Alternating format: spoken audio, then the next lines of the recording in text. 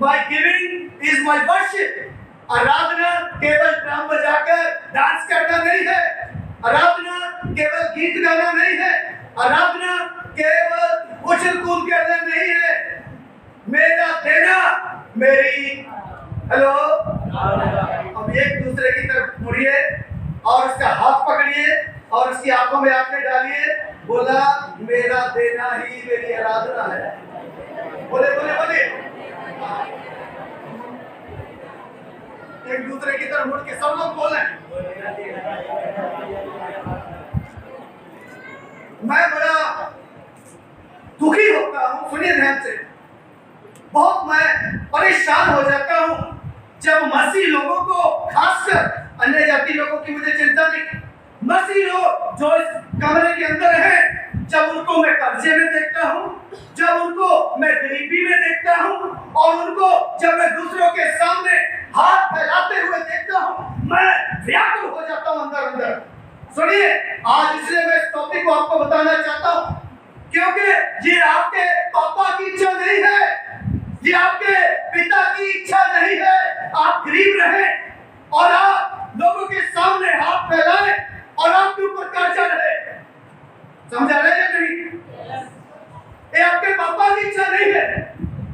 मेरे पापा की इच्छा क्या है मालूम है? पढ़िएगा व्यवस्था विवरण की किताब, आगे से 5वीं किताब है, जल्दी से निकालना इससे बिना समय गवाए। उसका 28 अध्याय, उसका 12 आयत को पढ़िएगा। माइक में पढ़ो, माइक पढ़िए जल्दी। यहोवा तेरे लिए अपने आकाश रूपी उत्तम भंडार को खोलकर, सुनिए ध्यान से, देखो क्या लिखा है। परमेश्वर तेरे लिए स्वर्ग के भंडार को खोलकर तेरी भूमि पर उस समय पर मेघ बरसाया, तेरी भूमि को ऊपर को आशीष देगा। कहने का मतलब आज की भाषा में तेरी कमाई में, तेरे रोजगार में, तेरे हाथों के कामों पर परमेश्वर आशीष देगा और तेरे सारे कामों पर आशीष देगा। जितने काम तू करता है उन सारे कामों पर परमेश्वर आशीष देगा और तू बहुतेरी जातियों को उधार देगा। क्या क्या उधार? तू बहुत जातियों और राष्ट्रों को और देशों को क्या करेगा? उधार देगा। उधार देगा या लेगा? देगा। देगा तू उधार। आगे भी पढ़िए। परंतु से तुझे उधार लेना न पड़ेगा। हेलो, एक दूसरे का हाथ पकड़िए और उसे बोलिए ये है परमेश्वर की इच्छा आपके लिए।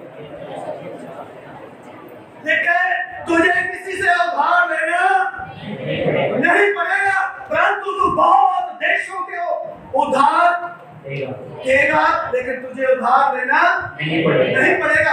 अभी बहुत लोग बोलते हैं मैं तो उधार लेता लेता मर गया, मैं तो कर्जे में मर गया और जब से पैदा हुआ हूं कर्जा कभी खत्म हुआ ही नहीं। लगातार कर्जे पे कर्जा, कर्जे पे कर्जा, हर समय मेरा हाथ ऐसे रहते, ऐसे कभी हुआ ही नहीं। हेलो, इसका मतलब क्या परमेश्वर झूठ बोलता है? मैं सोच रहा हूँ हमारी सरकार की तरह परमेश्वर से जुमलेबाज है परमेश्वर नहीं। परमेश्वर से आके पूछेंगे परमेश्वर आपने तो कहा है हमें उधार लेना नहीं पड़ेगा बल्कि हम उधार देने वाले होंगे, तो परमेश्वर बोले अरे नहीं वो तो मेरा जुमला था, तुमने ऐसे बोल दिया। ऐसा क्या? नो, परमेश्वर जुमलेबाज परमेश्वर नहीं है। बाइबल में लिखा है धरती भी टल जाएगी, आकाश भी टल जाएगा, लेकिन जो मैंने बोल दिया उसकी एक मात्रा, उसका एक बिंदु भी पूरे हुए बिना नहीं रहेगा। हालेलुया। इसका मतलब यदि आज भी हमारा हाथ ऐसे जा रहा है लोगों के सामने, मोहल्ले पड़ोस में लोगों के सामने, या तो फिर परमेश्वर में कुछ कमी है या फिर हमारे अंदर कुछ समस्या है। एक दूसरे को पूछता है समस्या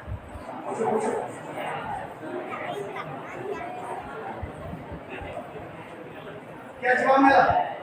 कोई समस्या नहीं, कोई समस्या नहीं। समस्या तो है कहीं ना कहीं। यदि हम उधार ले रहे, हमारी कमाई में आशीष नहीं, हमने व्यवस्था में पढ़ा, लेकिन वो स्वर्ग खोलकर आशीष देगा और स्वर्ग में इतना तो धन नहीं है, स्वर्ग में तो बहुत आयत का है। हालेलुया। स्वर्ग में तो बहुत आयत का धन है, वहां तो सड़कें भी सोने की है, महल भी सोने के हैं, और वो 24 कैरेट नहीं, वो तो 28 कैरेट से भी ऊपर वाला है। ऐसा सोना है वहां। हालेलुया। तो वो किसके लिए? नो, तुम्हारा बताओ। हाँ, मेरे लिए। हालेलुया। वो मेरे लिए है, वो आपके लिए है। वो सब कुछ, वो धन संपत्ति, वो आशीष मेरे और आपके लिए उसने वायदा किया, मैं स्वर्ग को खोल दूंगा, तुम्हारी कमाई में, तुम्हारे रोजगार में आशीष दूंगा। लेकिन यदि नहीं है तो समस्या कहीं ना कहीं है। जरा दो लोग आओ मेरे पास जल्दी से, भाग के बिना समय हुआ। अरे कहो राजो, मान लीजिए मैंने भाई प्रमोद को 50,000 रुपया दे दिया और इनको बोल दिया, भाई प्रमोद और थोड़ा अपने पास रखो और कुछ दिन के बाद मैं बताऊंगा क्या करना है। भाई प्रमोद ने 50,000 रुपया अपने पास ले लिया, हमने नहीं बोला, दे नहीं रहा, वैसे बोल रहा हूँ समझाने के लिए। लेकिन यदि हमें पहले मेरे बिना क्या बोल देते, चलो की करता, इसलिए मैं कुछ भी बोलूँ हमें बोल दिया करो। और भाई प्रमोद को मैंने 50,000 रुपया दिया और दूसरे दिन अचानक मेरे ध्यान में आया, मैंने भाई प्रमोद को फोन करके बोला, प्रमोद भाई और थोड़ा 10,000 रुपया पुष्पेंद्र भाई को दे देना, उनको जरूरत है। बताओ प्रमोद भाई को दिक्कत तो होगी या खुशी खुशी पकड़ा देंगे? अरे बोलो जल्दी। बोलने में भी पैसा खर्च हो रहा है क्या? जी खुशी खुशी दे देंगे, क्यों? बहन जी ना करें, क्यों है? पैसा तो मेरे ना, समझ नहीं पा रहे आप। पैसा मैंने दिया है इनको, मैंने 50,000 इनको दिया और मैंने इनको बोल दिया, तो प्रमोद भाई आपको मैंने 50,000 रुपया दिया था, आप 10,000 देना, पुष्पेंद्र भाई को दे देना। इनको दिक्कत है क्या कुछ? क्यों? क्योंकि वो पैसा इनका है नहीं, वो पैसा मेरा है। मैं बोल रहा हूँ 10,000 उनको दो और इसलिए इनको कोई दिक्कत उनको 10,000 रुपया देने में नहीं होनी चाहिए। समस्या यहीं पर है कलीसिया। वैसे थैंक यू। समस्या कहाँ है? समस्या यहीं पर है। जो हमारे पास है ना, उसको हम सोचते ये मेरा है, इसको मैंने कमाया है, इसलिए मैं क्यों दूं? समझ आ रहा है या नहीं? समस्या कहाँ है? अरे सब कुछ का देने वाला जो आज मेरे और आपके पास है, और सब कुछ का देने वाला बोलो परमेश्वर है। आप बोलने में तो कोई अर्थ नहीं था, इसकी जवाब में प्लास्टिक की फिसल जाती है, लेकिन जब देने की बारी आती तब पता चलता परमेश्वर है या नहीं। सब कुछ जो आज हमारे पास है, जो गाड़ी, जो कोठी, जो घर, जो बात, जो कुछ, जो कारोबार, जो रोजगार, जो जमीन जायदाद, जो नौकरी, जो छोकरी, जो कुछ भी है, वो किसका है? हेलो, सारे बोलिए, सब परमेश्वर का है। और जब परमेश्वर बोले इसमें से 10% दे दो, तो क्या दिक्कत होनी है? लेकिन दिक्कत तो होती है, समझ रहे? दिक्कत क्यों होती? मालूम है? ध्यान से सुनिए। चर्च में से यदि मैं फिंगरप्रिंट पे नाम लूं ना, फिंगरप्रिंट पे उंगलियों पे कितने लोग ईमानदारी के साथ विश्वास देते? मालूम है? हाथ की उंगलियां ज्यादा बढ़ गई इन 200 लोगों के बीच में। मालूम है?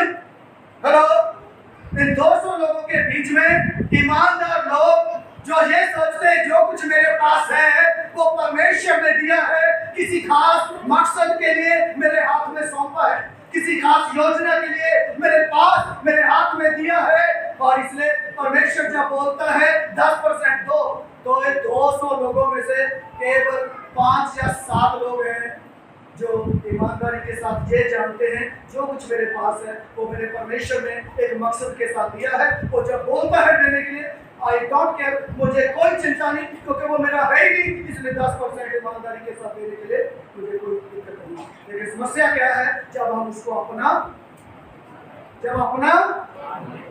समझते हैं, जब हम खुद उसके मालिक बनते हैं, तब समस्या है। व्यवस्था विवरण की किताब पढ़िएगा, ध्यान से सुनिए, 8 अध्याय 17-18 में पढ़िए।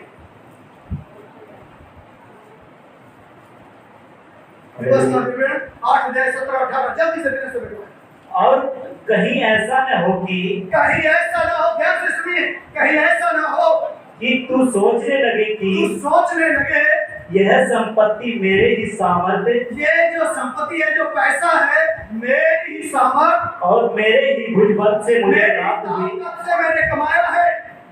परंतु तू अपने परमेश्वर यहोवा को स्मरण रखना, परंतु तू ध्यान रखना अपने परमेश्वर को, क्योंकि वही है जो तुझे संपत्ति प्राप्त करने की वही है जिसने तुझे नौकरी करने की, सामर्थ, तनख्वाह लेके आने की और जमीन जायदाद में मेहनत करने की सामर्थ इसलिए देता है इसलिए दिया है उसने कि जो वाचा उसने तेरे पूर्वजों क्योंकि से तेरे पूर्वजों अब्राहम, इसहाक, याकूब के साथ उसने वाचा बांधी थी। हालेलुया।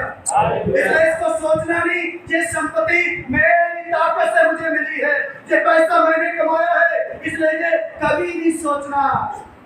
हम सोचते हैं इसलिए देने में हेलो हिचकिचाहट होती है, इसलिए तो देते नहीं है क्योंकि उसको हम अपना समझते हैं, हम मालिक हैं उसके।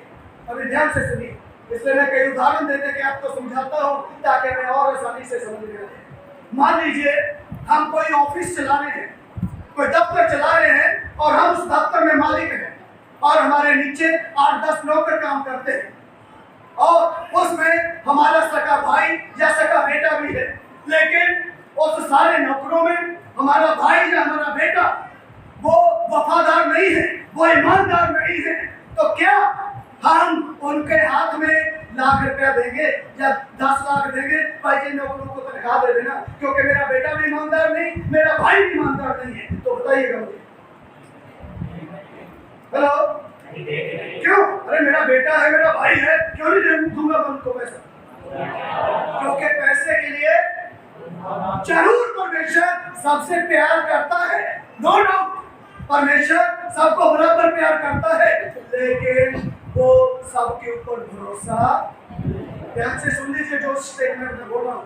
परमेश्वर प्यार करता है क्योंकि उसने हमें अपने बेटे बेटियां बना दिया है, लेकिन परमेश्वर अपनी कुछ जिम्मेदारियों के लिए सबके ऊपर भरोसा केवल भरोसा उन्हीं लोगों के ऊपर करता है जो भरोसे के लायक हैं, जो भरोसे के। जिम्मेदारियां उन्हीं को दी जाती है जो जिम्मेदार व्यक्ति, बोलो, जो जिम्मेदार होता है, जो जिम्मेदारियां निभा सकता है। परमेश्वर ऐसे लोगों के हाथ में जिम्मेदारियां नहीं देता जो लोग जिम्मेदार नहीं। आज जब मैं संदेश को प्रचार तैयार कर रहा था, बहुत अद्भुत तरीके से परमेश्वर ने बहुत सी बातें मुझे सीखने के लिए मदद किया। आपको तो मैं सिखा ही रहा हूँ, लेकिन परमेश्वर ने कुछ बातें मुझे सीखने के लिए मदद की और वो मैं आपके सामने रखना चाहूँगा। मत्ती रचित समाचार 2 अध्याय पढ़िएगा। जानते क्या है उसमें 2 अध्याय में? बिना जाने क्या है? यीशु मसीह का जन्म है। पढ़िए 2 अध्याय 1 और 2 को पढ़िए। हेरोदेस राजा के दिनों में जब यहूदियों के बेथलेहम में यीशु का जन्म हुआ, जब यीशु मसीह का जन्म हुआ तो पूर्वज से कई ज्योतिषी यरूशलेम में आकर पूछे। हिंदी बाइबल में क्लियर नहीं है। मैंने शायद कई साल पहले क्रिसमस के ऊपर भी बताया था। पूर्व देश मतलब हमारा भारत देश, हमारे भारत देश में से जब पता चला यीशु मसीह पैदा हो गया, लेकिन किन लोगों को पता चला? किन लोगों को? ज्योतिषी नहीं है, इंग्लिश में है बुद्धिमान लोग, वाइज मैन। मैंने 2-3 साल पहले क्रिसमस के ऊपर प्रचार किया था। कौन लोग थे वो है वाइज मैन, इंग्लिश में लिखा वाइज मैन, बुद्धिमान लोग। कौन है? ज्योतिषी नहीं, जो आज मूर्ख और बुद्धिमान पढ़ा ना, ये बुद्धिमान लोगों को जब पता चला यीशु मसीह का जन्म यरूशलेम में हो गया। पढ़िएगा क्या हुआ। यहूदियों का राजा जिसका जन्म हुआ है कहाँ है?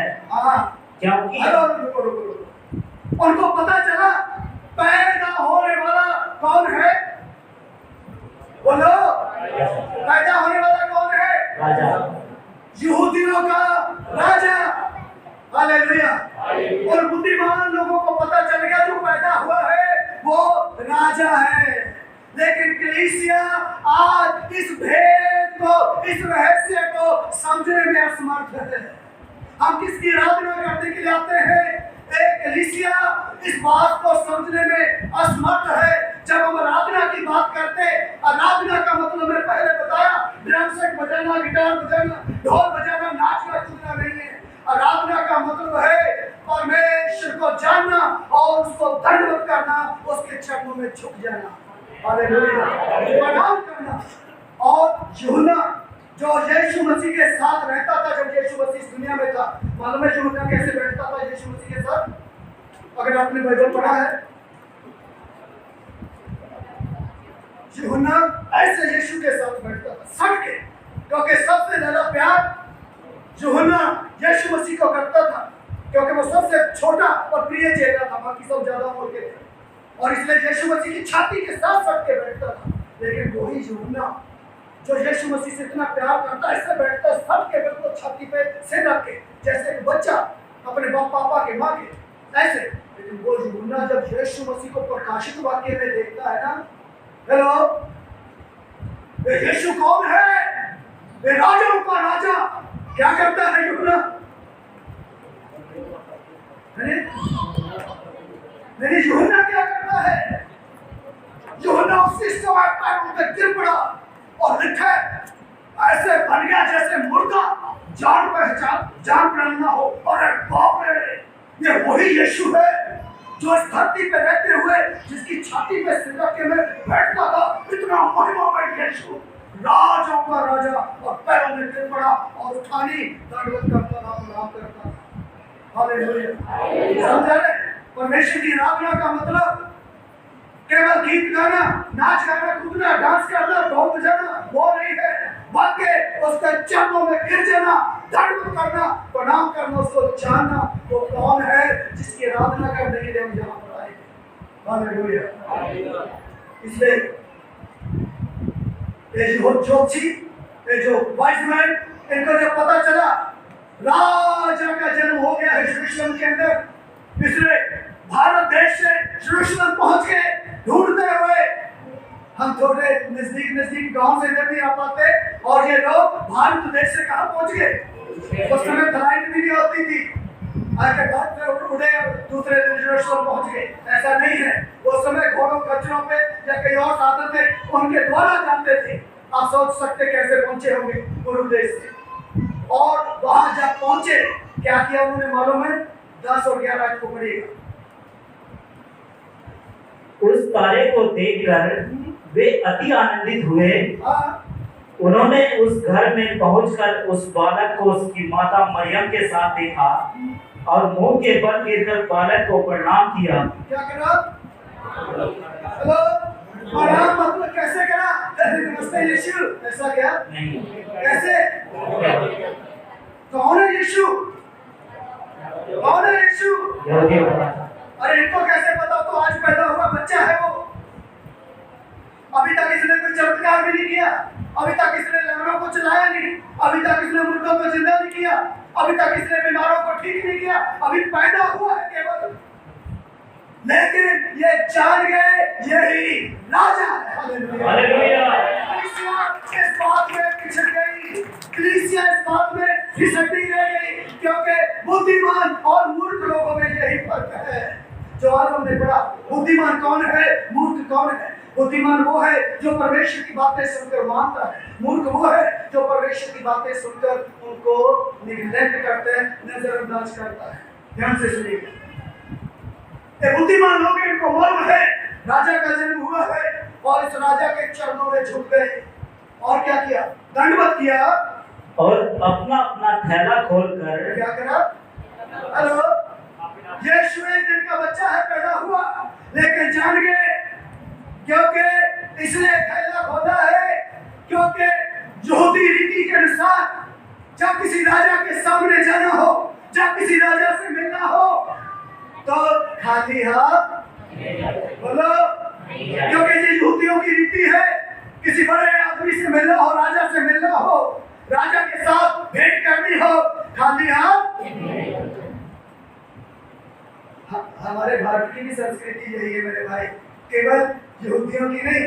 हम जब किसी से मिलने जाते बोलते ना, अरे खाली हाथ जाएंगे क्या? बोलते या नहीं बोलते? हेलो, अरे बोलो। अरे खाली आप थोड़ी जाएंगे, कुछ केले सेब लेके जाएंगे ना, कुछ बढ़िया सी चीज लेके जाएंगे, क्योंकि हमारी संस्कृति है जब हम किसी से मिलने जाते हैं हम खाली हाथ नहीं जाते हैं, हम कुछ ना कुछ लेकर जाते हैं। अभी मुझे ये बताइए, ये बुद्धिमान लोग राजा से मिलने के लिए जा रहे हैं तो राजा को क्या राजा के लिए लेके जाएंगे? दान लेके जाएंगे क्या? अरे बोलो, राजा के लिए दान लेके जाएंगे क्या? दान नहीं, दान तो भिखारी भी नहीं लेता आजकल। राजा के लिए क्या लेके जाते हैं? हेलो, भेंट गिफ्ट लेके जाते हैं, गिफ्ट। हालेलुया। जब हम किसी बड़े लोगों से मिलने के लिए जाते हैं और किसी रीस आदमी से मिलने के लिए, किसी अधिकारी से मिलने के लिए जाते हैं, उसको दान नहीं देते हैं। हम किसी राजा को जाके बोलेंगे हम आपसे मिलने के लिए आए और आपको दान देना है, तो क्या करेगा वो? बोलो, जूता निकालेगा, बोलेगा गरीब समझ रखा क्या मुझे दान देगा? क्योंकि बड़े अधिकारी के लिए, राजा के लिए भेंट दी जाती है। हालेलुया। इसलिए बुद्धिमान लोग राजा से मिलने के लिए गए हैं और जैसे ही इनको उन्होंने देखा, यीशु मसीह जो उस चरनी में पैदा हुआ है वहां पर देखा यही राजा है। हालेलुया। इसलिए उस एक इनके बच्चे के पैरों में गिर गए और नाक रगड़ने लगे, दंड करने लगे, प्रणाम किया उसको, यही है आराधना। हालेलुया। समझाने यही है आराधना, दंड करना, प्रणाम करना। और आराधना केवल यहाँ तक खत्म नहीं हुई, आराधना का बी पार्ट भी है। वो क्या है? पढ़िएगा 10 है। और अपना अपना थैला खोलकर उसको सोना और लोबान और गंधरस की भेंट चढ़ाई। और उसको भेंट मतलब गिफ्ट।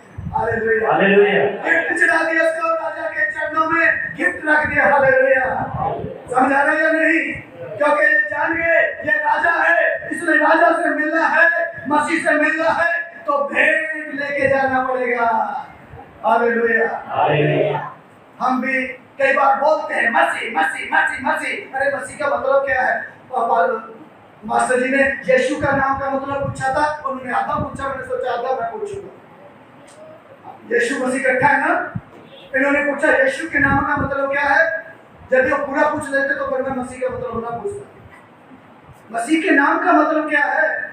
तो क्या ये हमारा गोद है क्या यीशु का? हेलो, जैसे हम लगाते हैं पतरस मसीह, यहूदा मसीह, थोमा मसीह, ऐसा क्या? अरे बोलो, ऐसा गोद है क्या यीशु का मसीह? तो जो हम मसीह बोलते हैं तो उसका पता भी तो होना चाहिए। What is Christ? कौन है मसीह? मसीह है अनॉइंटेड किंग, अभिषिक्त राजा। हालेलुया। अभिषिक्त राजा जो स्वर्ग की महिमा को छोड़कर इस धरती के ऊपर किसी खास उद्देश्य के साथ आया है। हालेलुया।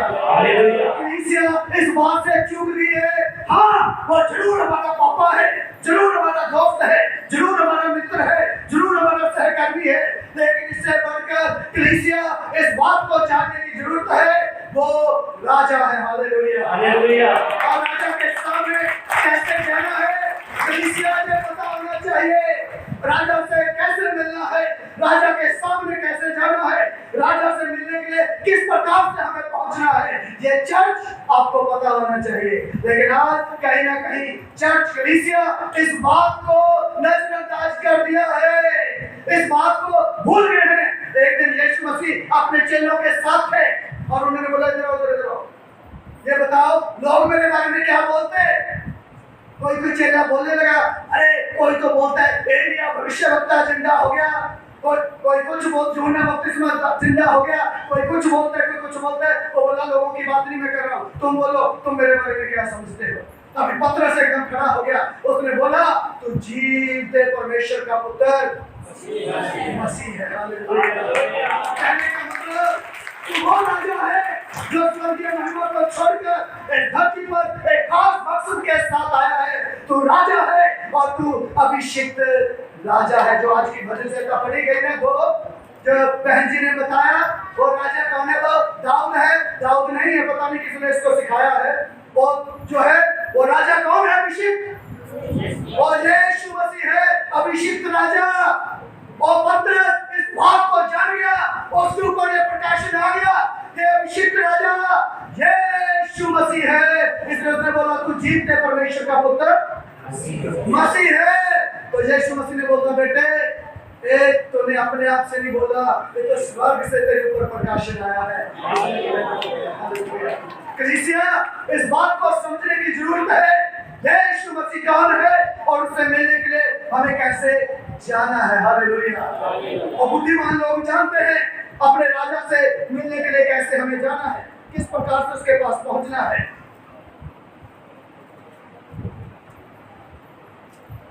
मालूम है जिस समय कुछ यीशु मसीह इस दुनिया में था और लोग यीशु मसीह को आके पकड़ना चाहते थे, मालूम है क्यों? ताकि उसको राजा बनाए। वो जानता था इनके मकसद क्या है, क्योंकि वो राजा के रूप में ही आने वाला था, इसलिए वो चाहते थे हम यीशु मसीह को राजा बनाए। इवन पुराने नियम की भविष्यवाणियां यदि पढ़े, लोग आए और उन्होंने बोला हमें भी राजा दो, लेकिन परमेश्वर ने बोला मैं तुम्हारा राजा हूं। नहीं, हमें दुनिया के राजाओं की तरह राजा दो, जो हमारे आगे आगे चले, जिसके हाथ में तलवार हो, जो रथ में हमारे साथ बैठे, घोड़ों के बीच में बैठे, और ऐसा राजा दो। वो बोला अरे मैं तुम्हारा राजा हूं, मैं तुम्हारे साथ रहना चाहता हूं, मैं तुम्हारे बीच में रहना चाहता हूं, मैं ही तुम्हारा राजा हूं। लेकिन लोगों ने जिद करी। परमेश्वर ने बोला ठीक है दुनिया की तरह राजा दूंगा, और शाऊल नाम का राजा दे दिया। मालूम है क्या हो गया? उसी दिन से उनका पतन, उसी दिन से उनका गिरावट शुरू। क्योंकि परमेश्वर चाहता है वो अपने लोगों का राजा बन के रहे, परमेश्वर चाहता है वो अपने लोगों के बीच में रहे, परमेश्वर चाहता है वो अपने लोगों की अगुवाई करे। इसलिए कलीसिया जागरूक हो जाए, इस बात को जाने वो हमारा बाप है, वो हमारा दोस्त है, वो हमारा मित्र है, लेकिन हाँ उससे बढ़कर वो हमारा राजा है। हालेलुया।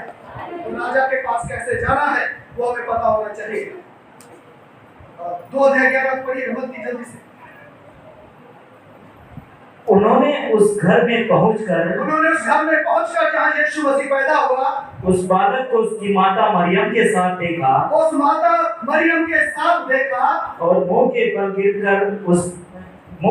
गिरकर बालक को प्रणाम किया, और अपना अपना थैला खोलकर उसको सोना और लोबान और गंधरस की भेंट चढ़ाई। कौन सी भेंट चढ़ाई? गंधरस।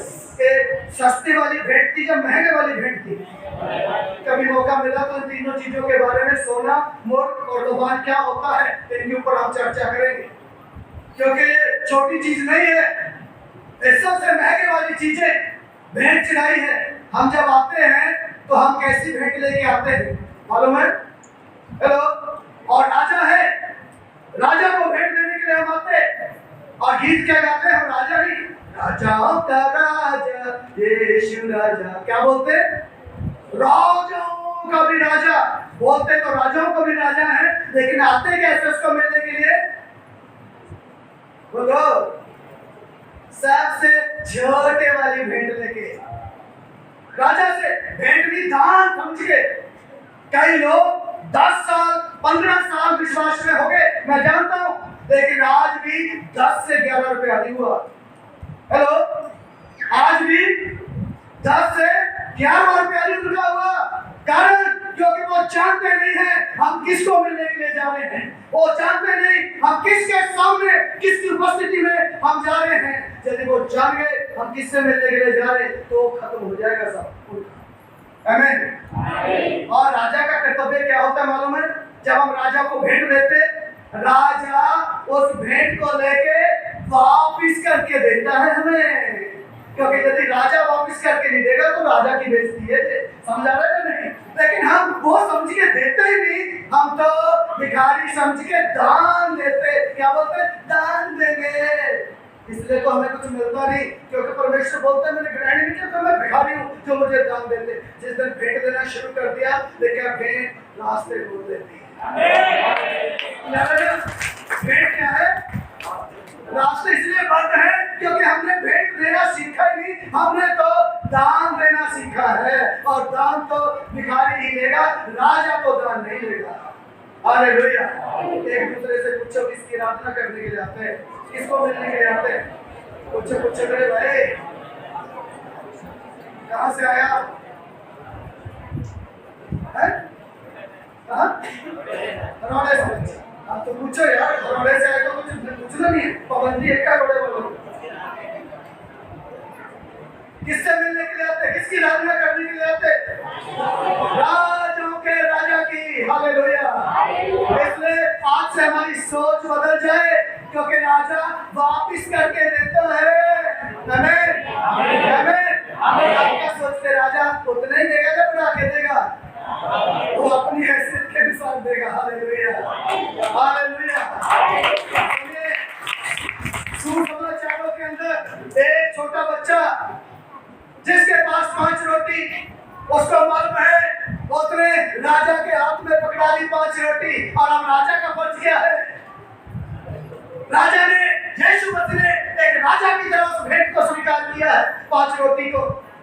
वो जरूर लोगों को लग रहा था ठीक करने वाला है, कोई लोग डॉक्टरों की तरह बीमारियां ठीक करता फिरता है, लेकिन उस बच्चे ने 5 रोटी अपनी जो है राजा के हाथ में दी और उसने अपना राजा वाला कर्तव्य दिखाया, राजा वाला फर्ज दिखाया और उस 5 रोटी को आशीष करके क्या कर दिया?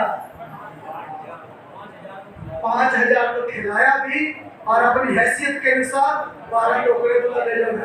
हालेलुया। राजा अपनी हैसियत के अनुसार वापस करके देता है। Hallelujah hallelujah. कलीसिया, आज से आपकी समझ खुल जाए, आज से आपकी बुद्धि खुल जाए। हम किसकी आराधना करने के लिए यहाँ आते हैं, हम किसको मिलने के लिए यहाँ पर आते हैं, हम किसकी आराधना करने के लिए आते हैं, आज से आपकी समझ बुद्धि खुल जाने पाए। आमीन आमीन। एक आयत को पढ़ेगा मेरे साथ, बहुत बढ़िया जो मैं आपको दिखाना चाहता हूँ। मरकुस सुसमाचार 12 अध्याय उसका 41 आयत। मार्कुस 12 अध्याय 41 41 आयत।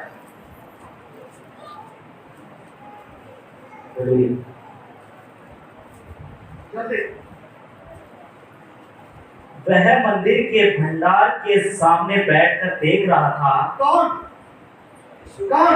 यीशु राजा। ध्यान से सुनिए, क्या कर रहा था? देख रहा था। अरे देखो, क्या कर रहा था? किसको? मंदिर में, भवन में आने वाले लोगों को देख रहा था, बैठ के कोने में बैठ गया पीछे। और लोग आए, अभी थोड़ी देर में हम करने वाले हैं और यीशु वहां देखेगा। वो जहां वो देखता है, क्या देख रहा था? कि लोग मंदिर के भंडार में किस प्रकार पैसे डालते हैं। लोग उस भेंट में लोग उस भेंट में कैसे या कितना? अरे बोलो, ध्यान से सुनिए। हाउ मच नहीं लिखा, लिखा हाउ मच मतलब कितना। कोई वैल्यू नहीं रखती कि हम कितना डालते, लेकिन किस हैसियत से, किस दिल से, किस मन से हम डालते हैं, वो मेरा राजा बैठ के देखता है। क्योंकि उसका वायदा है, जहाँ 2 या 3 जन होते तो हमें होता उनके बीच में, और यहाँ होता है।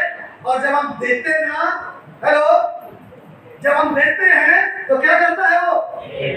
वो देखता है ये कैसे देते हैं। वो सबसे बड़े वाला नोट जो नीचे छुपा के रखा, फिर वो पर्स निकालते,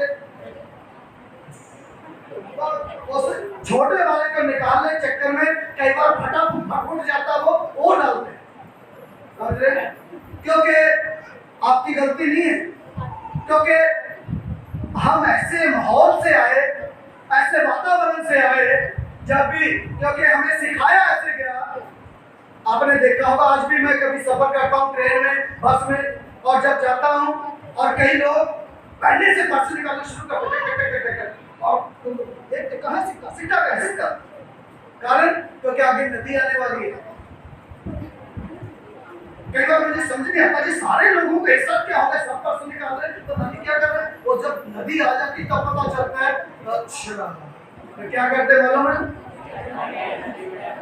वो 1 रुपए का सिक्का एक आदमी और सब बराबर हो गए, 1 रुपया दे दिया, समझ रहे?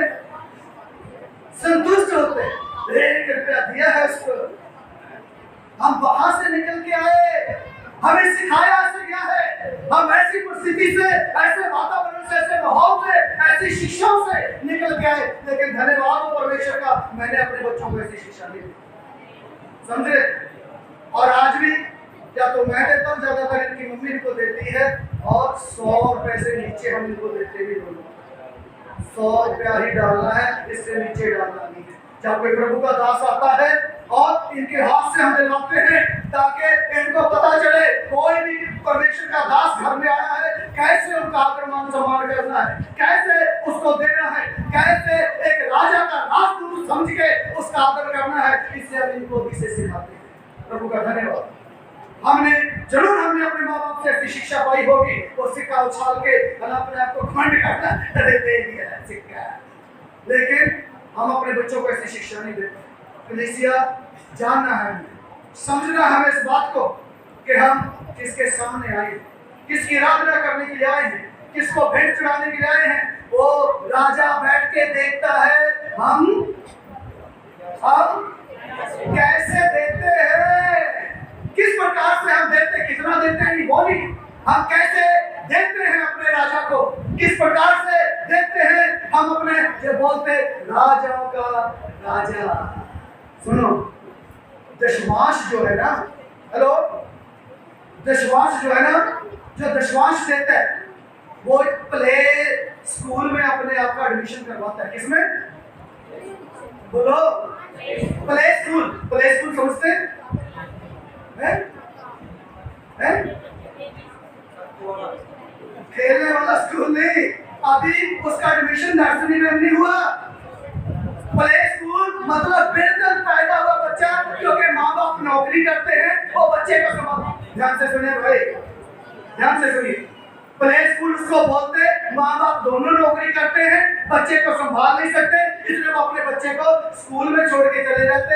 वहाँ एक मैडम इसको संभाल लेना, वो है प्ले स्कूल। अभी भी उसका एडमिशन नर्सरी में भी नहीं हुआ है। ध्यान से सुनिए, जो लोग केवल दशमांश देना शुरू किया है, अभी केवल आपका एडमिशन प्ले स्कूल में हुआ है, अभी आप उससे अगली सीढ़ी में नर्सरी में भी नहीं आए। और दुख की बात यह है, जो बोलते आई एम मसीह, मैं मसीह हूँ, मैं मसीह के सत्संग में हूँ, अभी प्ले स्कूल में भी नहीं आए। समझ आ रहा है? हेलो, प्ले स्कूल में भी नहीं अभी आए। कितने साल हो गए? 5 साल, 10 साल, 15 साल। लेकिन दुख की बात, अभी प्ले स्कूल में भी, इसका मतलब आप एक नए जन्मे बच्चे जैसे भी मसीहत में नहीं हो। प्ले स्कूल में भी आपका दाखिला भी हुआ नहीं। आगे और कैसे बढ़ेंगे, कैसे नई क्लास में आएंगे? हम अपने बच्चों को इस स्कूल में भेजते ताकि वो अगली क्लास में आए, अगली क्लास में आए। अरे चर्च में आने से भी क्लास सिस्टम है, उसमें भी अगली क्लास इस प्रकार से आना है। कलीसिया कब समझेंगे इस बात को? स्टेप बाय स्टेप हमें अगली क्लास में आना है। अभी हमने प्ले स्कूल में भी दाखिला लिया नहीं, कैसे बढ़ेंगे? कब बढ़ना सीखेंगे? हम कब बढ़ना सीखेंगे? मैं हैरान हो रहा हूं, जितने लोग देते हैं, बहुत आनंदित होने की बात नहीं, क्योंकि आपका दाखिला केवल प्ले स्कूल में हुआ है। जितने लोग नहीं देते, उनको सीखने की जरूरत है। कम से कम वो प्ले स्कूल में दाखिला होके उससे आगे बढ़ने की कोशिश करें।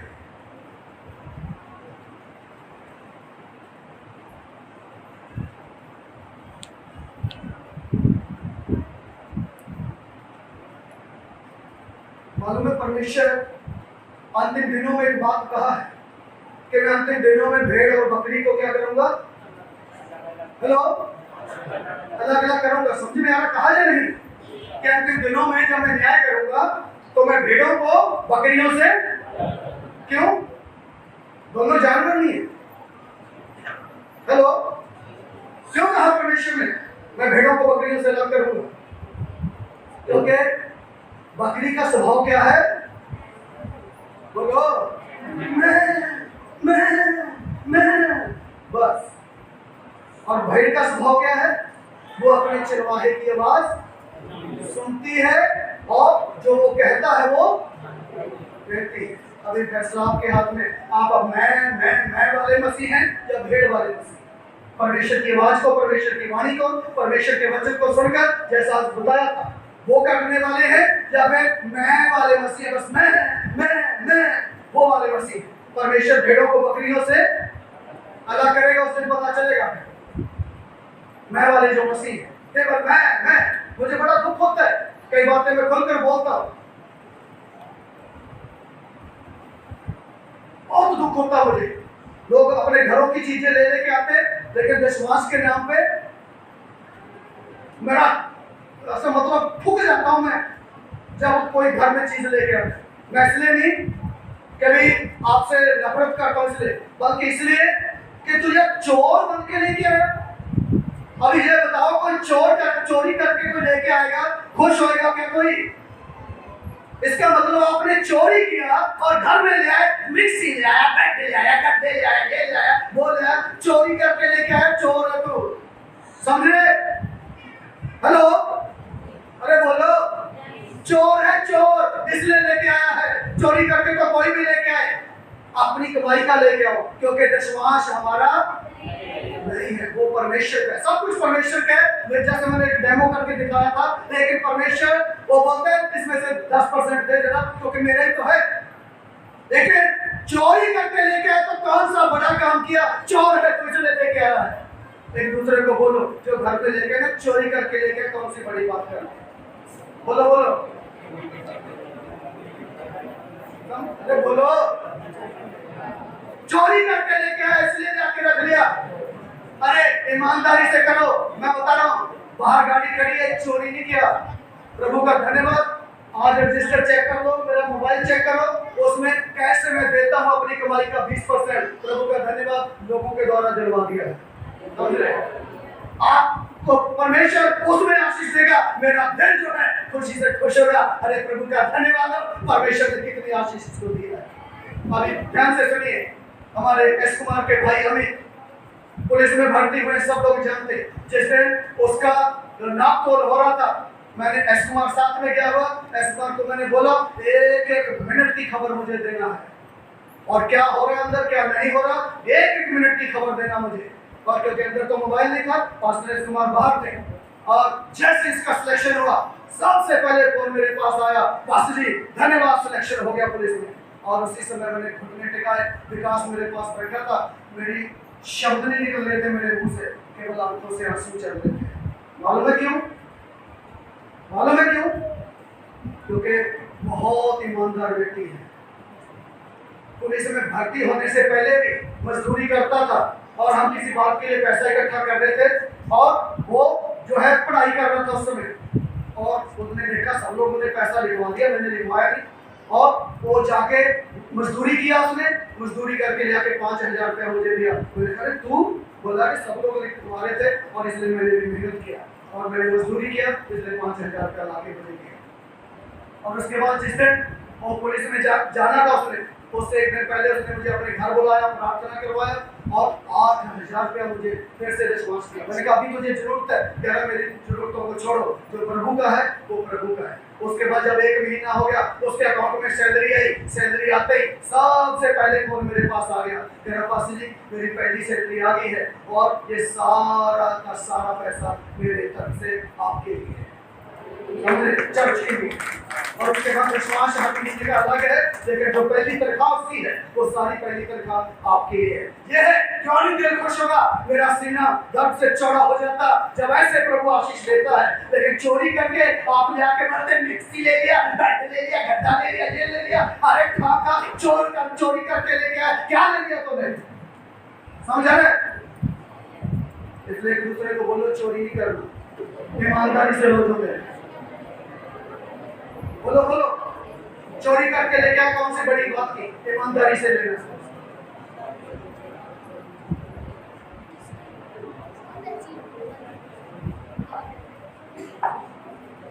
मैंने पहले बताया ना, जब हम राजा को देते, सुनो, राजा क्या करता है? जब हम राजा को देते हैं, राजा क्या करता है? अभी मुझे ये बता दो, आज जितने लोग यहाँ बैठे हैं, क्या आप मानते बाइबल सत्य परमेश्वर का वचन है या इसमें झूठ लिखा है? हेलो, इसमें हरेक मात्रा, हरेक बिंदु क्या वो सत्य है या इसमें झूठ लिखा है? इसमें सत्य है। राजा वापिस करके देता है। पुराना नियम पढ़ के देखना, शिवा की रानी को राजा सुलेमान के बारे में पता चला, और राजा सुलेमान बहुत अमीर है और उसके पास सोना, चांदी, हीरे, जवाहरात, लालमणि, हीरा, रोजा, हर चीज है। सुलेमान को देखने के लिए शिवा की रानी आई, बोली मैं देखना चाहती हूँ मुझे सुलेमान कौन है, और वो भेंट लेके आई थी। पढ़ के देख लेना जाके, मेरे पास समय नहीं कि मैं आपको पढ़वाता। क्या लेके आई? क्योंकि राजा से मिलने के लिए आई है सुलेमान से, और जब वापिस गई, आप कैसे कर लिया है? सब कुछ लुटा के चली गई। कितना? और कई गुना वापिस लेके गई। Hallelujah, hallelujah. समझ नहीं आया कलीसिया? हम राजा के पास आते हैं भेंट लेके, अरे लुट के नहीं जाएंगे, कई गुना वापिस लेंगे। हालेलुया, क्योंकि मेरा राजा है, वो प्रभु का प्रभु है, राजा का राजा है। वो उसके सामने जो भेंट लेके आए, वो थोड़ी जितना बोएंगे उतना ही मिलेगा। समझा रहा है या नहीं? राजा वापिस देगा कई गुना करके। इसलिए कलीसिया हमें समझने की जरूरत है, जानने की जरूरत है कि हम किससे मिलने के लिए आते हैं, किसकी आराधना करते, किसकी स्तुति करते, या केवल होठों से बोलते राजा क्या राजा। अरे दिल से तो तुमने राजा मानना ही नहीं उसको। यदि दिल से राजा मान लिया होगा तो वे अपने राजा के सामने विश्वास भी लाता, और अपने राजा के सामने भेंट भी लाता, क्योंकि शब्दों से राजा सीख लिया और दिल से राजा नहीं माना है। इसलिए कलीसिया ध्यान दीजिएगा। जल्दी से बहुत बोल सकता हूँ, लेकिन एक बात बहुत जरूरी बोल के फिर मैं बंद करूंगा। पहला राजा 17 अध्याय निकालिए।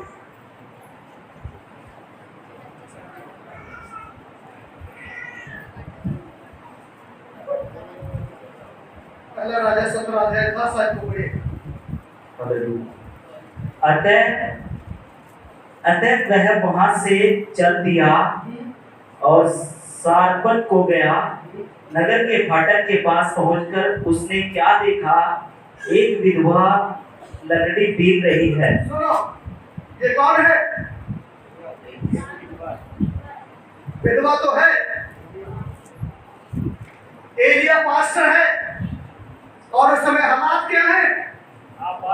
अकाल पड़ा हुआ है। ध्यान से सुनिएगा, अकाल पड़ा हुआ है, और परमेश्वर ने अपने दास को भेज दिया विधवा के पास। वो लज्जा उस विधवा के पास, और ये जैसे विधवा के घर में पहुंचा, ये विधवा क्या कर रही है? लकड़ी इकट्ठा कर रही है, लकड़ी इकट्ठा कर रही है। और जब परमेश्वर किसी के पास किसी को भेजता है ना, तो उसके पीछे एक बहुत बड़ी योजना होती है। ध्यान से सुनिए, जब परमेश्वर किसी के पास अपने किसी दास को भेजता है, तो इसका मतलब कोई बहुत बड़ी योजना है, इसलिए भेजना है।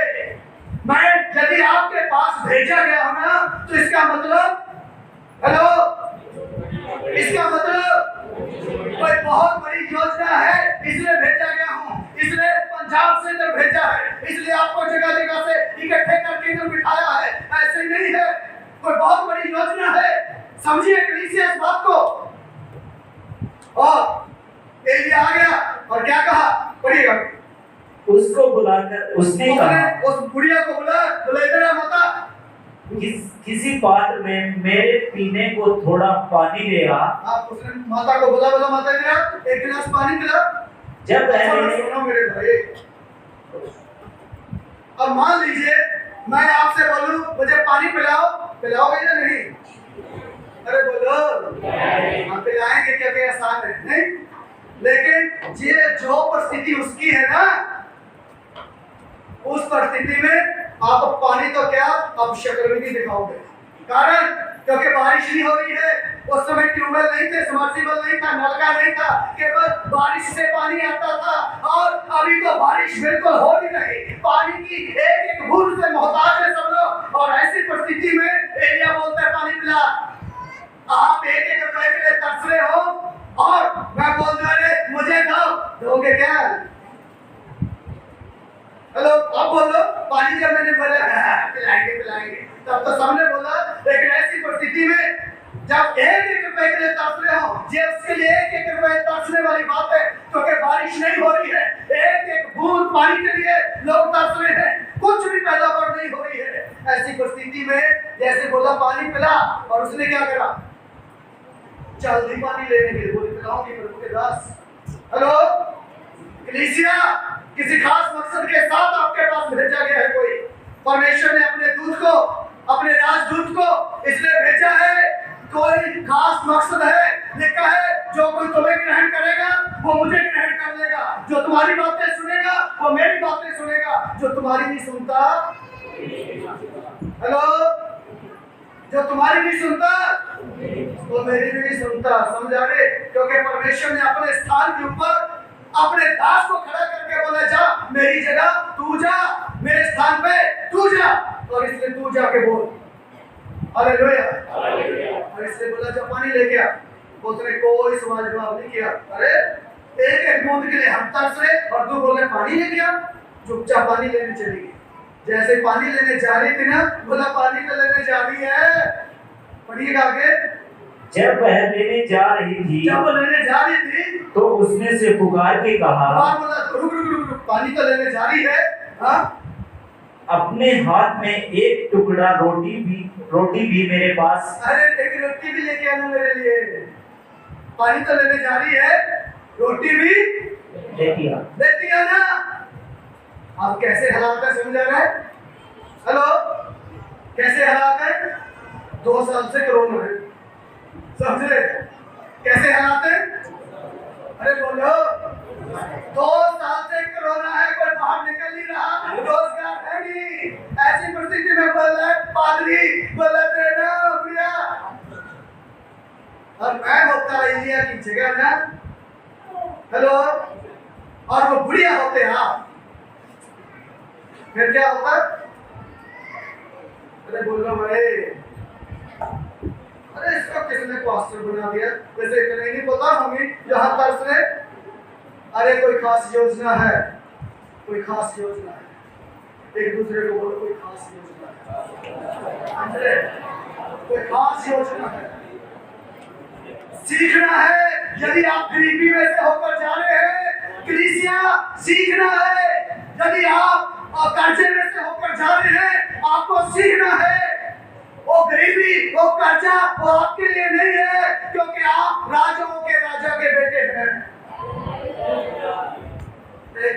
हालेलुया। जरा सा निकला है, आपका विश्वास मुझे दिखा रहा है, क्योंकि मेरी बाइबल बताती है इब्रानियों 11:6 में, घर जाके पढ़ना। देखिए परमेश्वर के जो पास आते हैं उन्हें सबसे पहले ये विश्वास होना चाहिए मेरा परमेश्वर है और वो प्रतिफल देने वाला है। लेकिन बिना विश्वास के उसे खुश करना, यदि आपको विश्वास ही नहीं है आप परमेश्वर को खुश नहीं कर सकते। और जब तक परमेश्वर खुश नहीं होगा तब तक कुछ भी हमें मिलने वाला नहीं।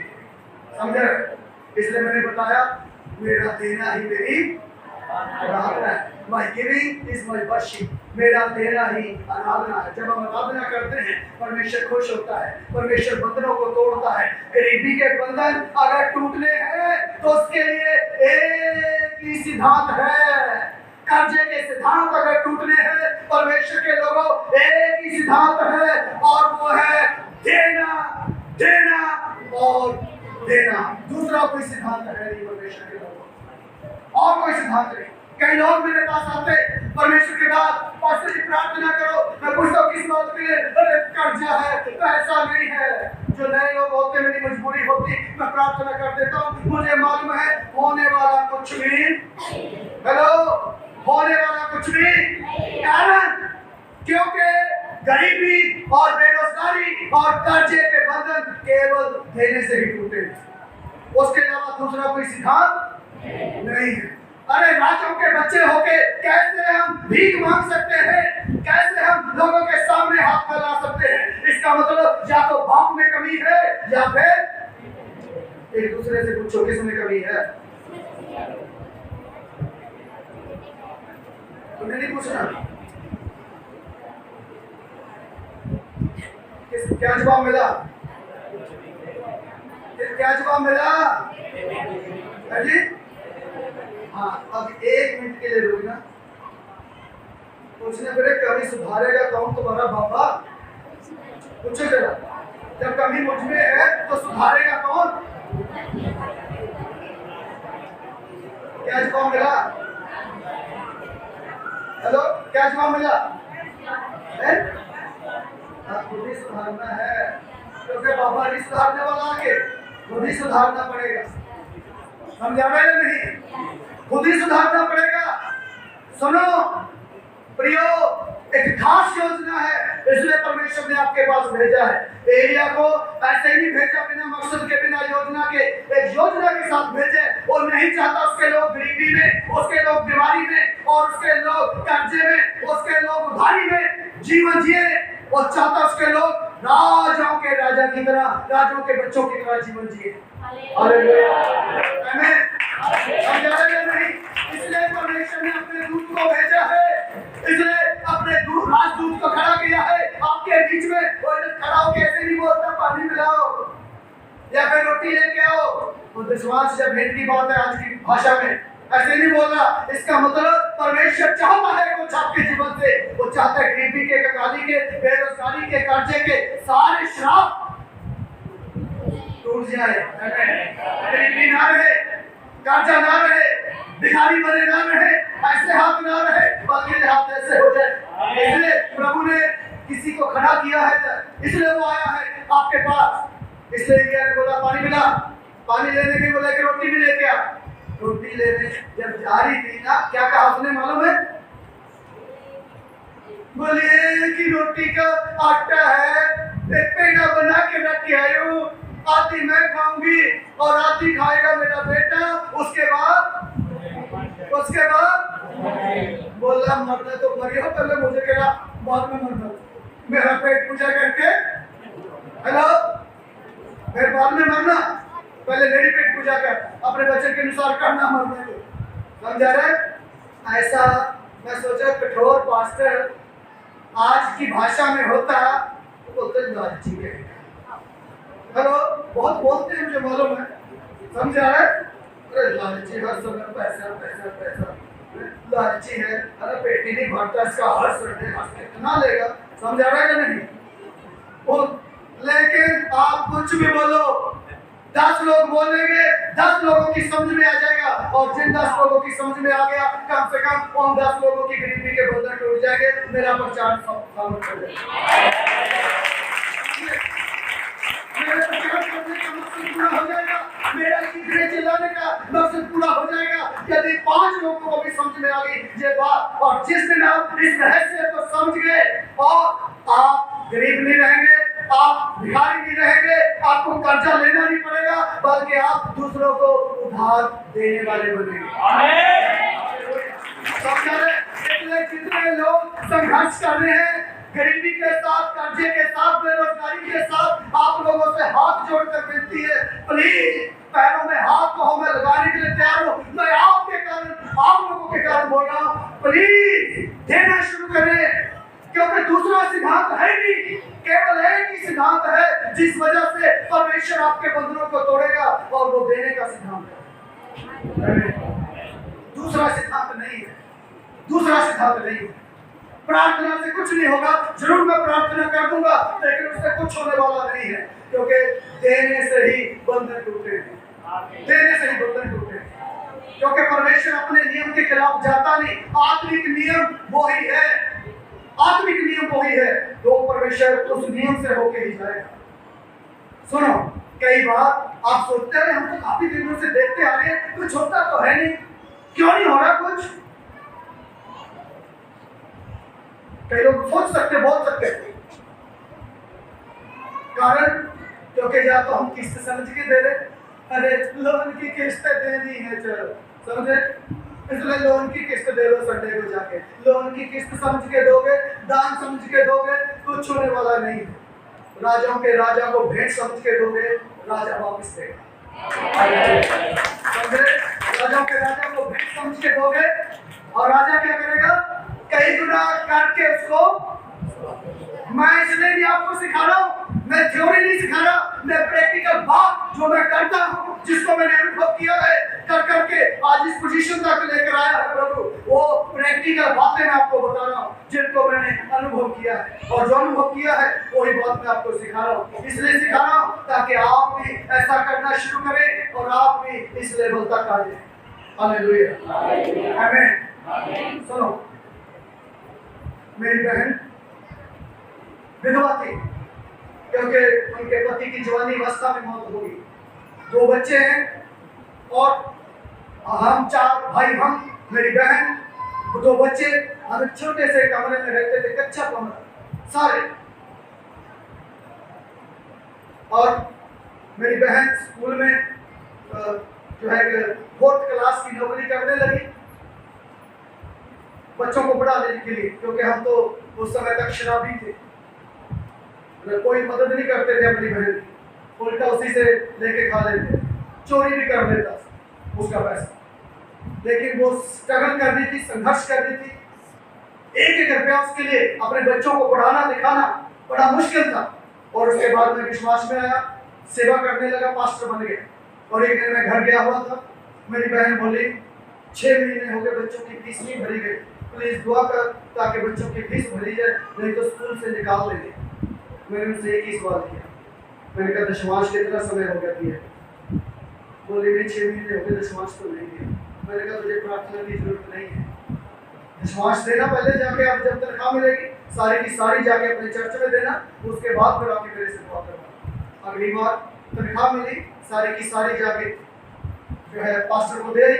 और उसके बाद जब मैं अगली बार गया करने, मैंने कहा बच्चों का कैसा फीस का?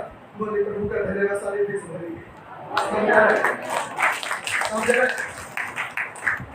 दुआओं की जरूरत नहीं है, क्योंकि देने से ही बंधन टूटेंगे। गरीबी के, कंगाली के, बेरोजगारी के, श्रापों के, वो बंधन प्रार्थना से टूटने वाले नहीं है। बहुत लोग सिर आगे करते और हम दया करके कर भी देते हैं प्रार्थना, लेकिन उनसे कुछ भी होने वाला। और जब आप सोचते होंगे कि सारा खर्चा जो आप देते हैं उससे चलता है, आप रजिस्टर चेक कीजिए, आपका जो दिया हुआ है कितना है। 1 रुपया भी हम रजिस्टर में लिखते हैं, 1 रुपया भी आप देते हैं, उसकी रसीद कटती है, आप उसमें चेक करना। बिजली का बिल भी पूरा नहीं होता आपके लिए, समझ आ रहा है? जो जितना आप सारे इकट्ठे होकर देते हैं उससे बिजली का बिल भी पूरा नहीं होता।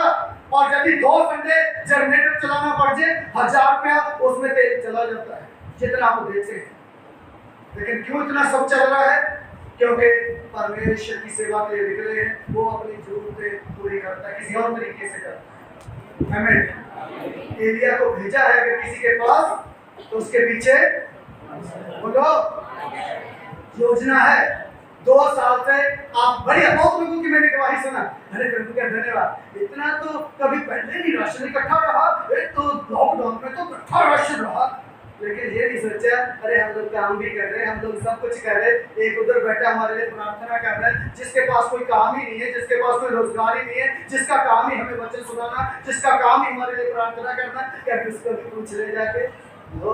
पिछली बार भी मैंने बताया था, इस 60 परिवारों में से एक परिवार भी आगे अगर हमारे हाथ पे रखा प्रभु के दास, आप भी स्ट्रगल कर रहे होंगे, आप भी संघर्ष कर रहे होंगे, जो हमारी ओर से है। आप अपने बच्चों के फीस के लिए, जो आपके घर के खर्च के लिए, जो आपके खाने पीने के लिए, जो कपड़े लत्ते के लिए, आपके बाइक के तेल के लिए, जो हमारी ओर से है। एक व्यक्ति कैसे आशीष मिलेगा? हेलो, आशीष लेना है ना? बोलो, अरे नहीं लेना, ऐसी आशीष हमें नहीं चाहिए है जहाँ पे देना पड़े। ऐसा क्या? दूसरा तरीका ही नहीं है भाई, दूसरा तरीका ही नहीं मेरी बहन, एक ही तरीका है जिसके द्वारा हम आशीष पा सकते हैं। बहुत लोग प्रार्थना करते हैं, lord bless me, lord bless me. प्रभु आशीष देता है, लेकिन उतनी देता है कि आपका पूरा भी नहीं बढ़ेगा, समझ रहे? क्योंकि परमेश्वर प्रार्थना सुनता है। परमेश्वर मुझे आशीष दे, परमेश्वर मुझे आशीष दे, परमेश्वर दे देगा, लेकिन आज से आपकी प्रार्थना का तरीका बदलने पाए। परमेश्वर को ये ना बोले लॉर्ड ब्लेस मी, प्रभु मुझे आशीष दे। प्रभु को बोले प्रभु मुझे आशीष बना। आमीन। समझ आ रहा है? प्रभु मुझे आशीष दे और मुझे आशीष बना में क्या फर्क है? हेलो, आज से जब प्रार्थना बंद करें प्रभु आशीष दे, प्रभु आशीष दे, प्रभु आशीष दे, वो बकरी प्रार्थना है, बकरियों को अलग कर देगा भेड़ों से। प्रभु ये बकरी प्रार्थना है, प्रभु मुझे आशीष दे, और बकरियों को क्या करेगा मालूम है?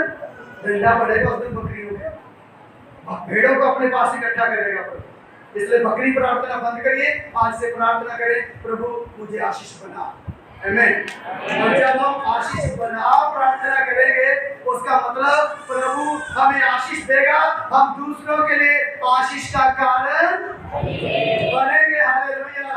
यही प्रभु की इच्छा है, यही प्रभु की योजना है कि हम दूसरों के लिए आशीष का कारण बने। अब्राहम को जब उसने बुलाया उसे कहा थे आई विल ब्लेस यू, मैं तुझे आशीष दूंगा, लेकिन तू राष्ट्रों के लिए आशीष का कारण बनेगा। हालेलुया। और उसने कहा तुझे उधार लेना नहीं पड़ेगा, बल्कि तू दूसरों को उधार देगा।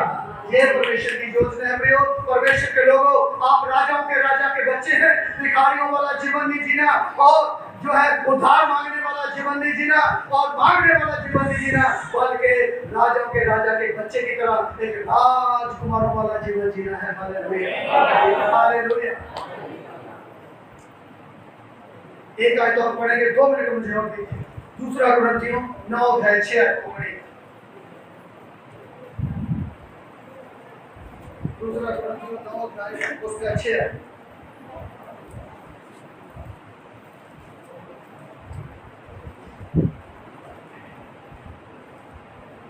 पढ़िए जल्दी से।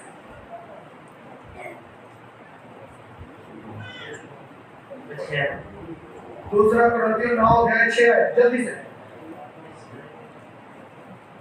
क्या बात है?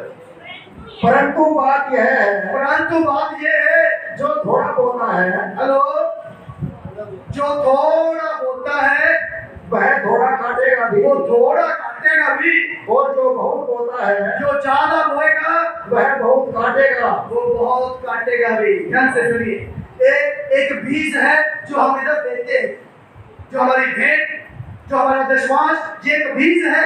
जो थोड़ा बीज बोएगा बोलो वो थोड़ा काटेगा, जो ज्यादा बोएगा। आज ये किसानों को नहीं बता रहा प्रभु, ये किसानों को बता रहा है क्या? फसल की बात हो रही है क्या? ये पैसे की बात है। ये कलीसिया को सिखाया जा रहा है। वो पौलुस प्रेरित कुरिन्थियों की कलीसिया को सिखा रहा है, जो थोड़ा बोएगा वो थोड़ा काटेगा, जो ज्यादा बोएगा वो ज्यादा काटेगा। आमीन। समझ आ रहा है या नहीं? क्योंकि स्वर्ग में कोई नाप नहीं, आपको जान के ताज्जुब होगा। स्वर्ग में आपको ताज्जुब होगा, कोई भी नाप वो तो इस धरती पे है। जिस नाप से आप नापोगे, जिस नाप से आप दोगे, अलग अलग नाप है लोगों के पास। किसी के पास चम्मच, किसी के पास कड़छी, किसी के पास भिगोना, किसी के पास कढ़ाई, किसी के पास बड़ा। जिस नाप से देंगे, आप चम्मच जितना दोगे, प्रभु अपना चम्मच लेगा आपसे और क्या करेगा? अपने स्वर्ग में भंडार में चम्मच लगाएगा और आपको वापस दे देगा। ले इतना सा उसको तो इतना दे दिया। अरे उसने बोया भी तो ज्यादा। हेलो, उसका चम्मच बड़ा है ना, उसने पूरी कढ़ाई से बोया है, लेकिन आपने किससे बोया? आपने चम्मच से बोया, इसलिए चम्मच से मिलेगा। और चम्मच से बोएगा उसको चम्मच जितना मिलेगा, जो कड़छी से बोएगा उसको कड़छी जितना मिलेगा, जो बड़े भिगोने से बोएगा उसको उतना मिलेगा। क्योंकि स्वर्ग में दूसरा नाप नहीं, जो नाप है वो आप ही का है और परमेश्वर उसी को लेता है और आपको वापस उसी में। 2 गवाहियां बोल के मैं बंद करूं। कई बार मैंने बताया प्रभु के दास प्रार्थना कर रहे थे और परमेश्वर उनको अगुवाई किया 3 दिन लगातार, और उन्होंने बोला भला व्यक्ति को जाके 40,000 रुपया दे। प्रार्थना बंद कर, भला व्यक्ति को जाके 40,000 दे। तो बोला प्रभु 40,000 नहीं है।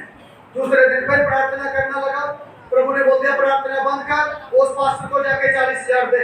तो बोला प्रभु 40,000 नहीं है। तीसरे दिन फिर प्रार्थना प्रार्थना करने लगा। प्रभु ने बोलता प्रार्थना बंद कर और जाके उस पास्टर को 40,000 दे। ये मैं कोई काल्पनिक कहानी नहीं बता रहा हूँ, सच्ची घटना मैं बता रहा हूँ।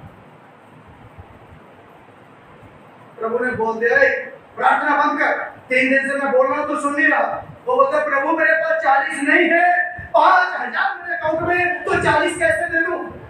प्रभु बोलता तुझे मालूम है तेरे अकाउंट में 40 नहीं है, तेरे अकाउंट में 5 है, वो मैं नहीं जानता, लेकिन तूने अपनी दोनों बेटियों के नाम एफडी कर रखी 20-20 की। वो कहाँ है? वो एफडी तोड़वा, और उस पास्टर ने एफडी इसलिए करवा दी थी ताकि बच्चियां जब बड़ी हो जाएगी थोड़ा ज्यादा पैसा मिल जाएगा, उनकी ब्याह शादी के लिए थोड़ा मदद हो जाएगी। लेकिन परमेश्वर ने तो लूट लिया। ऐसा ही है ना, परमेश्वर तो लुटेरा परमेश्वर है। एलिया को तो इसलिए भेजा ताकि उस विधवा को क्या करे, उस विधवा को बर्बाद कर दे, इसलिए तो भेजा एलिया को। मुझे भी इसलिए तो भेजा, इसलिए तो मैं इधर खड़े होकर तो पैसा लेने की बात कर रहा हूँ, आपको बर्बाद करना चाहता हूँ, आपको लूटना चाहता हूँ, है ना? लेकिन उल्टा प्रभु बोलते तुम मुझे लूटते हो। लोग बोले किस बात में? बोला दशमांश में भी और भेंटों में। कहने का मतलब अरे मैं तुम्हें आशीष देना चाहता हूँ, लेकिन तुमने वो समय चोरी कर लिया, तुमने मुझे तो अपना हाथ रोक के मुझे वो आशीष देने को रोक दिया, चोरी कर लिया तुमने वो समय। मैं देना चाहता था, मैं हाथ बढ़ा रहा था, लेकिन तुमने अपना हाथ रोक लिया, इसलिए मैं कैसे बढ़ाऊं?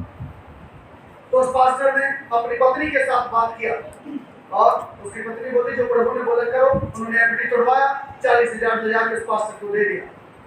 प्रियो शॉर्टकट बता रहा हूँ, बहुत लंबी कहानी थी वो। 1 साल के बाद सेम उसी तारीख में, उसी महीने में किसी व्यक्ति ने इस पास्टर के अकाउंट में जिसने 40 दिया था 4.5 लाख रुपया किसी ने कर दिया। समझा? वो है मेरा परमेश्वर। क्योंकि जब हम देंगे परमेश्वर हमें बहुत आयत के साथ राजा कैसे देगा? राजा वापिस करके देगा। अब ये मुझे बताइए, वो विधवा औरत जिसके पास एक ही रोटी का आटा था, यदि वो अपना हाथ रोक लेती और वो बोलती 1 रोटी का आटा मैं और मेरा बेटा खाएंगे तो जहाँ से चलता हुआ, यदि वो ना देती तो हालात क्या होते? बोलिए मुझे जी। उसी समय मर जाते वो उसका बेटा और वो दोनों, लेकिन उसने अपना हाथ रोका नहीं। आगे पढ़ के देख लीजिएगा, लिखा है 3.5 साल तक ना तो वो 1 रोटी आटा था, ना वो कभी खत्म हुआ, और जो थोड़ा सा तेल था जिससे उसने परोठा बनाना था, ना वो तेल कभी खत्म हुआ। बल्कि मामा, चाचा, ताऊ, ताई, फूफा, मम्मी सब आगे वहां पढ़ के देख लेना खाने की। इतना आ गया उसके घड़े में और उसके कुप्पी में कि वो पूरे भंडार भर गए और पूरा घराना आके खाने लगा। हालेलुया। समझ आ रहा है हमारी सच्ची आराधना क्या है?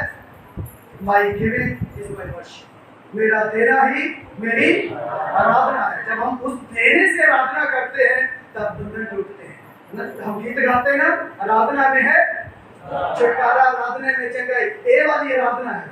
जब हम देने से आराधना करते हैं प्रभु की, तब हमारी गरीबी के बंधन टूटते, तब हमारी बेरोजगारी के बंधन टूटते, तब हमारे कर्जे के बंधन टूटते, तब हम आशीष में होते और परमेश्वर हमें बहुत आयत के साथ देने वाला और राजों के जैसा जीवन जीने वाला बनाता है।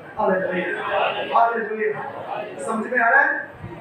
आइए आज इस वचन के अनुसार, इसलिए मैंने रोक दिया था, हम जो है सबसे बात ले लेंगे।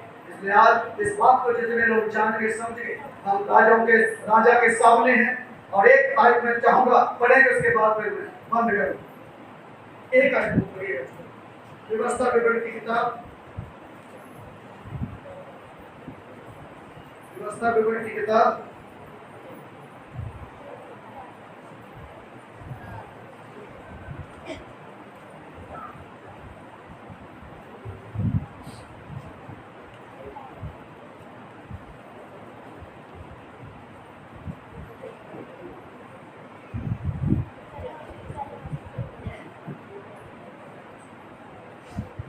16 अध्याय 16 है।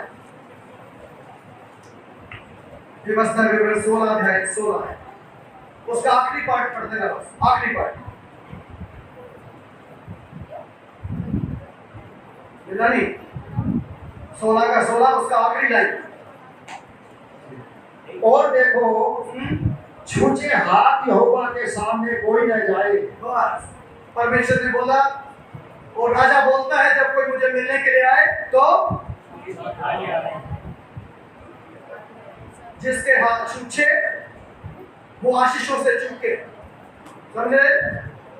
जिसके हाथ छूछे, इसलिए तो उसने बोला कि कोई भी खाली हाथ, क्योंकि राजाओं के सामने कैसे जाना है वो कलीसिया आपको सीखना है। आइए प्रार्थना करें ताकि प्रभु आज हमारी जिंदगियों में काम करे। इस वचन के अनुसार हमें जीवन जीने के लिए प्रभु अनुग्रह दे। एक बार फिर आपसे दोहराना चाहूंगा, विधवा, गरीब, कंगाल, अनाथ, गरीब, बेरोजगार, कर्जे वाले, इस सिद्धांत को प्लीज सीख लीजिएगा। देने से बंधन टूटेंगे, आशीष आएगी। आप कैसे आएगी ये प्रभु जानता है और अद्भुत तरीके से आएगी। इसलिए जितने लोग स्ट्रगल कर रहे हैं, खर्चा पूरा नहीं हो रहा है, कुछ और नहीं हो रहा है, नहीं हमारे पास कैसे दे, ऐसे ऐसे बोलने वाले प्लीज देना शुरू करें। आप परमेश्वर की अद्भुत आशीषों को देखेंगे। आमीन। आइए प्रार्थना